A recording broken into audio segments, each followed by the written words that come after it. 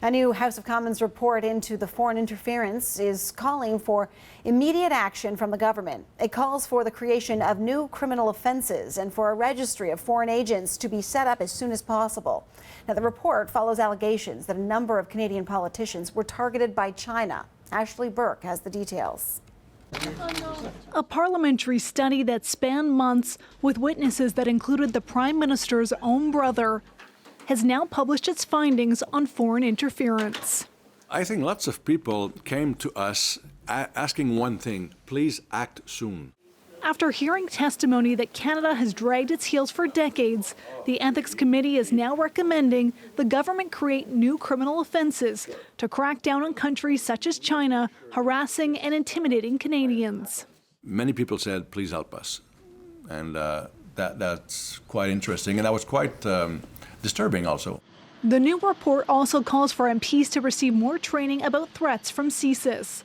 I was notified. This after dozens of MPs this week were allegedly targeted by Beijing. Yes, I was informed that was one of the members of parliament and ministers targeted. In this government email, MPs were told your accounts on your social media platforms, Facebook and Twitter, were targeted in the Probable People's Republic of China Spamouflage campaign. That campaign accuses dozens of MPs of criminal and ethical violations.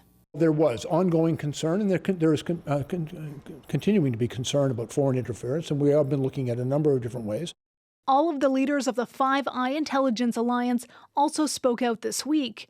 They said the defining threat of this generation is China. We have seen and blocked attempt by the PRC to acquire locations near sensitive strategic assets of the country where we knew that the ultimate purpose was for spying operations. The Ethics Committee's new report wants Canada's spy agency to be more transparent and for Canada to move forward with a foreign agent registry immediately, something other countries have done. We're continuing to work on that because it's an important issue. The new report also urges the government to hold online platforms accountable for publishing false or misleading information. But the Conservatives on the committee disagree with that recommendation, saying that it could stifle freedom of speech or freedom of the press.